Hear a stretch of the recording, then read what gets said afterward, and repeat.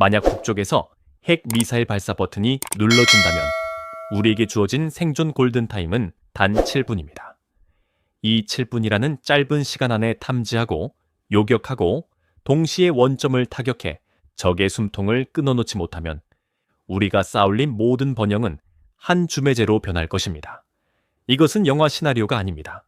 대한민국이 지난 70년 동안 매일 밤 겪어온 그리고 지금도 마주하고 있는 차가운 현실입니다. 이 절체절명의 7분을 0초로 만드는 게임 체인저, 바로 핵잠수함입니다. 그리고 운명의 2025년 10월 워싱턴 DC에서 전 세계 군사 전문가들의 귀를 의심케 하는 충격적인 소식이 타전되었습니다. 재집권에 성공한 도널드 트럼프 대통령이 대한민국에 대한 핵 추진 잠수함 연료 공급과 건조 제한 해제를 전격적으로 승인했다는 사실입니다. 이것은 단순한 무기 거래의 허용이 아니었습니다. 지난 수십 년간 미국이 동맹국에게 조차 절대 허락하지 않았던 이른바 핵의 빗장을 푼 사건이자 태평양 안보 지도의 판을 완전히 뒤엎는 역사적인 결정이었습니다. 호주가 오커스 동맹을 통해 핵 잠수함을 약속받기까지 겪었던 그 험난한 외교적 줄다리기를 생각하면 한국을 향한 이토록 신속하고 파격적인 결정은 이례적이라는 말로는 부족합니다. 도대체 무엇이 미국을 움직였을까요? 왜 트럼프 행정부는 미국 우선주의를 외치면서도 가장 민감한 전략 자산인 핵 잠수함 카드를 한국에게 쥐어준 것일까요? 그 해답은 단순히 한국이 예뻐서가 아닙니다. 철저한 이익 계산 끝에 나온 결과, 즉 미국에게 한국이 대체 불가능한 파트너가 되었기 때문입니다. 지금 미국은 심각한 조선업 붕괴에 직면해 있습니다. 세계 최강의 해군력을 자랑하지만 정작 배가 고장나면 고칠 도크가 없고 새로운 함정을 찍어낼 숙련된 용접공이 사라진 지 오래입니다. 미 해군 함정들이 수리를 위해 몇 달, 심지어 몇 년씩 대기표를 뽑고 기다리는 동안 태평양 건너 중국은 만두를 빚어내듯 군함을 찍어내고 있습니다. 이 힘의 불균형을 메워줄 유일한 대안, 미국의 빈 껍데기뿐인 조선소를 대신해 거대한 항공모함과 이지스함을 즉각적으로 수리하고 유지 보수할 수 있는 능력을 갖춘 나라. 전 세계에서 대한민국이 유일했습니다. 결국 2025년의 승리는 미국의 필요와 한국의 능력이 맞아떨어진 거대한 빅딜의 서막이었던 것입니다. 이 빅딜을 가능케 한 대한민국 국방력의 실체는 과거 우리가 흔히 이야기하던 고슴도치 전략 따위가 아닙니다. 몸집은 작지만 가시가 있어 건드리면 아프다는 식의 수동적인 방어 논리로는 2025년의 대한민국을 설명할 수 없습니다. 지금 세계가 경악하는 한국의 진짜 힘은 바로 통합 국방 공급망에 있습니다. 이것은 단순히 무기를 많이 만들어 쌓아두는 병기고의 개념을 뛰어넘습니다. 민간의 최첨단 산업 역량이 전시 상황에서 즉각적으로 군사력으로 전환될 수 있는 유기적인 생태계를 의미합니다. 생각해 보십시오. 세계 1위의 메모리 반도체 기술은 미사일의 정밀 유도 장치로 직결됩니다. 거친 파도를 뚫고 LNG를 운반하던 조선 기술은 잠수함과 이지스함의 선체 기술로 그대로 이식됩니다. 세계적인 경쟁력을 갖춘 자동차 엔진 기술은 1000원마력 전차 엔진의 심장이 됩니다. 이것이 바로 한국 방산의 무서운 점입니다. 유럽의 방산 기업들이 냉전 종식 이후 생산 라인을 폐쇄하고 인력을 감축하며 평화 배당금을 즐길 때 한국은 멈추지 않았습니다. 우리는 휴전 국가였기 때문입니다. 전쟁은 끝나지 않았고 적은 언제나 머리 위에 있었습니다. 그 덕분에 우리는 삼성전자의 반도체 라인과 현대중공업의 도크, 그리고 창원의 방산 공장들이 하나의 거대한 유기체처럼 돌아가는 시스템을 구축했습니다. 우크라이나 전쟁은 이 시스템의 진가를 전 세계에 생중계한 사건이었습니다.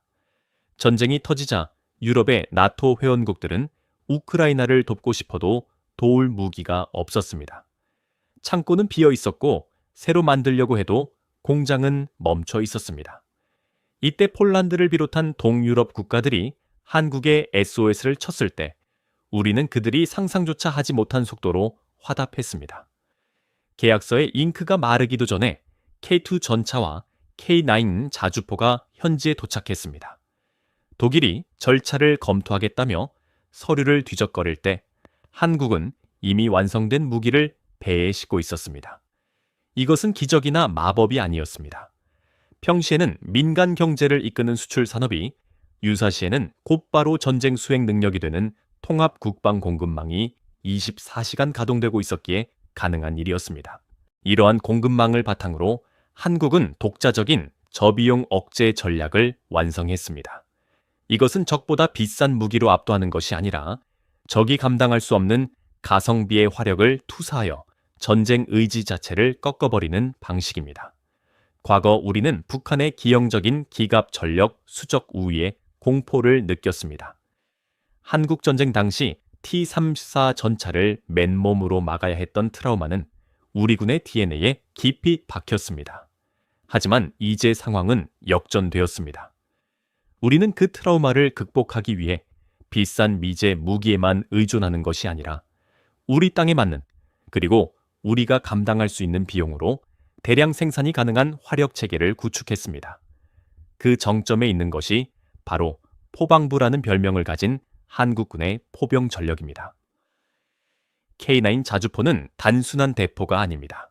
40km 밖의 표적을 핀포인트로 타격할 수 있는 저격 소총과도 같은 정밀함을 가졌으면서도 가격과 유지 보수 비용은 경쟁 모델인 독일의 PZD-H보다 압도적으로 합리적입니다. 이것이 의미하는 바는 명확합니다. 같은 예산으로 우리는 더 많은 포문을 열 수 있고 더 넓은 전선을 커버할 수 있으며 더 오랫동안 화력을 쏟아부을 수 있다는 것입니다. 이것이야말로 진정한 의미의 억제력입니다. 화려한 스펙 한 줄보다 실전에서 고장 나지 않고 포탄이 떨어지지 않으며 끊임없이 불을 뿜을 수 있는 신뢰성. 이것이 전 세계 군사 전문가들이 한국 무기에 열광하는 진짜 이유입니다. 하지만 지상의 화력만으로는 부족했습니다. 진정한 자주 국방의 완성을 위해서는 하늘과 바다를 지배해야 했습니다. 그리고 여기서 한국은 또 한 번 불가능에 도전했습니다. 바로 전투기 개발입니다. 전투기는 현대 과학기술의 총집 합체이자 기술 이전이 가장 인색한 분야입니다. 특히 스텔스 기술과 능동 위상 배열 레이더 기술은 미국조차도 혈맹이 아니면 절대 공유하지 않는 성격입니다. 2015년 한국이 차세대 전투기 사업을 시작할 때 미국은 단호했습니다. 핵심 기술 4가지는 절대 줄 수 없다. 그 중에는 전투기의 눈과 귀가 되는 AESA 레이더와 저고해선 탐색 추적 장비가 포함되어 있었습니다. 눈먼 전투기를 만들라는 소리나 다름없었습니다. 대다수의 전문가는 사업 실패를 예견했습니다. 미국 없이 우리가 어떻게 전투기를 만드나, 무모한 세금 낭비다 라는 비난이 쏟아졌습니다. 그러나 한국의 엔지니어들은 포기 대신 오기를 선택했습니다. 안 주면 우리가 만든다. 밤을 새워 연구하고 수없이 실패를 거듭하며 맨 땅에 헤딩하듯 기술을 축적했습니다. 그리고 마침내 우리는 보란듯이 해냈습니다. KF-21 보라매가 활주로를 박차고 날아오르던 순간 그것은 단순한 비행 성공이 아니었습니다. 기술 종속의 사슬을 끊어내고 우리 손으로 만든 눈으로 하늘을 감시하고 우리 손으로 만든 심장으로 영공을 수호할 수 있게 된 국방 독립선언이었습니다. KF-21은 4.5세대 전투기로 시작했지만 향후 5세대 스텔스기로 진화할 수 있는 확장성을 갖추고 있습니다. 무엇보다 중요한 것은 이 전투기에 들어가는 핵심 부품을 우리가 통제할 수 있다는 점입니다. 미국 부품이 들어간 무기는 수출할 때마다 미국의 허락을 받아야 합니다. 하지만 KF-21은 다릅니다. 우리가 팔고 싶을 때 팔고 싶은 나라에 팔 수 있는 자유. 이것이 진정한 주권 국가의 힘입니다.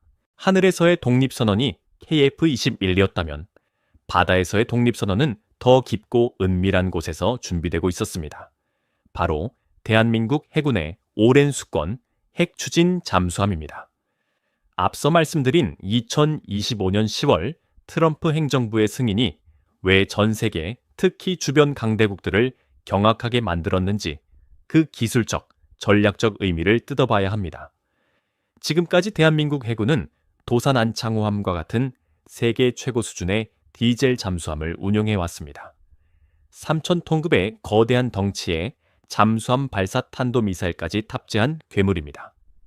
하지만 디젤 잠수함에는 치명적인 생물학적 한계가 있습니다. 바로 숨을 쉬어야 한다는 것입니다.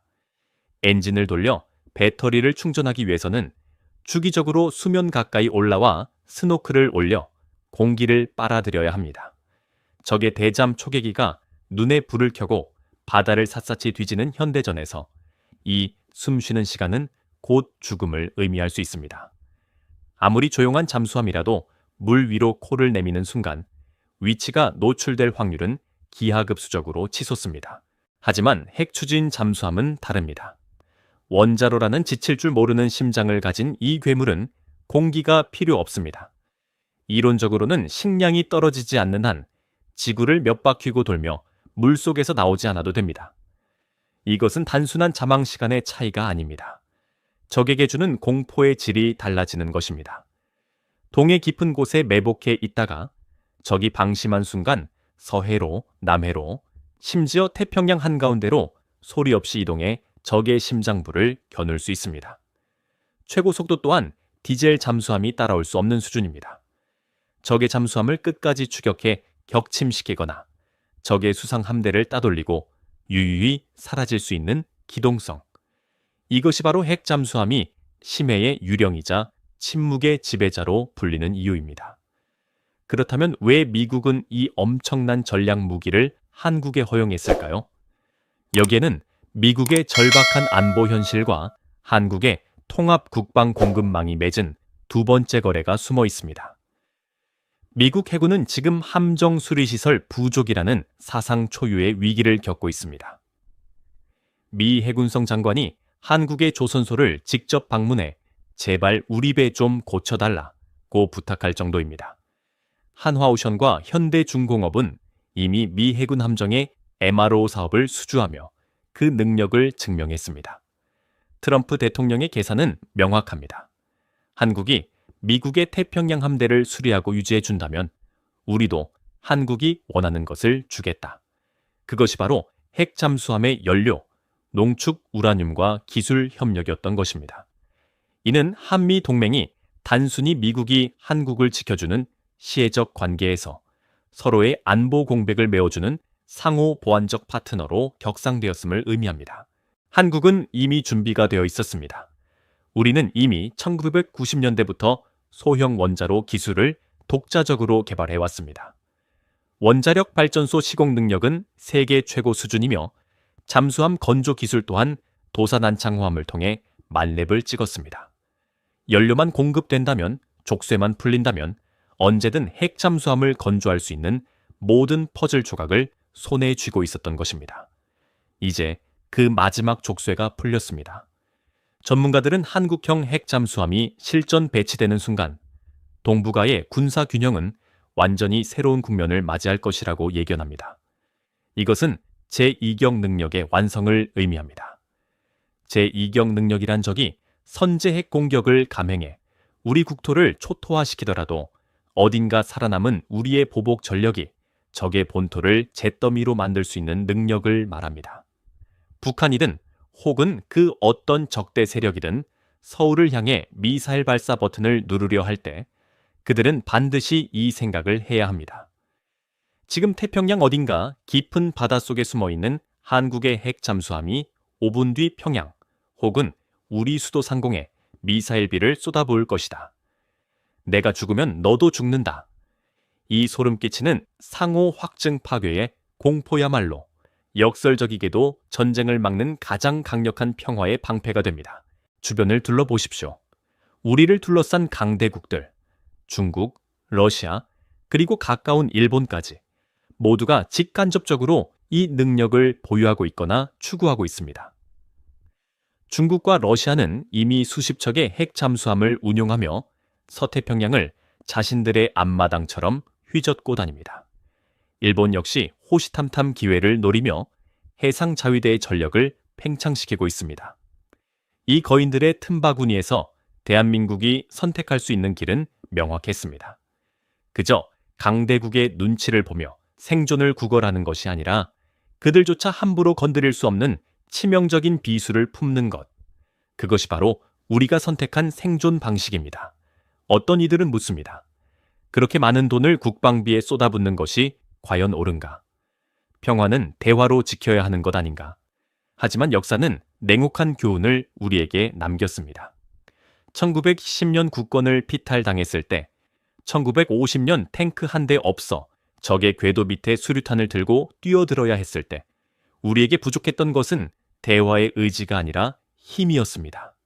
힘이 없는 평화는 굴종의 다른 이름일 뿐이며 스스로를 지킬 능력이 없는 나라의 번영은 사상 누각에 불과합니다. 지금 대한민국이 보여주는 통합 국방 공급망의 저력은 단순히 무기를 팔아 돈을 버는 경제적 성과를 넘어섭니다. 우리가 만든 K2 전차가 폴란드의 평원을 달리고 우리가 만든 자주포가 호주와 이집트의 국경을 지키며 이제 우리가 만든 잠수함과 전투기가 태평양의 파고를 넘고 있습니다. 이것은 대한민국이 더 이상 국제 정세의 변방에 있는 약소국이 아니라 전 세계 안보 지형을 결정짓는 핵심 플레이어가 되었음을 증명합니다. 2025년 10월의 결정은 우연히 떨어진 행운이 아닙니다. 지난 70년간 피와 땀으로 쌓아 올린 기술력, 굳건한 한미동맹의 신뢰, 그리고 무엇보다 다시는 짓밟히지 않겠다는 온 국민의 의지가 만들어낸 필연적인 결과입니다. 이제 남은 것은 시간 싸움입니다. 한국의 조선소들은 이미 밤낮 없이 돌아가고 있습니다. 세계에서 가장 빠르게 상선을 만들어내는 그 놀라운 속도가 이제 안보를 위해 쓰일 차례입니다. 5년 혹은 그보다 더 빠른 시간 안에 우리는 태극기를 단 핵 추진 잠수함이 동해의 물살을 가르는 벅찬 광경을 목격하게 될지도 모릅니다. 그때가 되면 한반도의 생존 골든타임 7분은 적에게 주어진 공포의 시간으로 뒤바뀔 것입니다. 평화를 원하십니까? 그렇다면 전쟁을 준비하십시오. 이것은 호전적인 구호가 아닙니다. 가장 현실적이고 가장 확실한 생존 전략입니다. 그리고 지금 대한민국은 그 전략을 누구보다 완벽하게 수행하고 있습니다. 여러분은 어떻게 생각하십니까? 한국형 핵잠수함의 실전 배치는 과연 동북아 정세에 어떤 파장을 불러올까요? 그리고 우리가 다음에 준비해야 할 또 다른 최종 병기는 무엇일까요? 댓글로 여러분의 통찰력 있는 의견을 남겨주세요. 다음 영상에서는 오늘 못다 한 이야기, 한국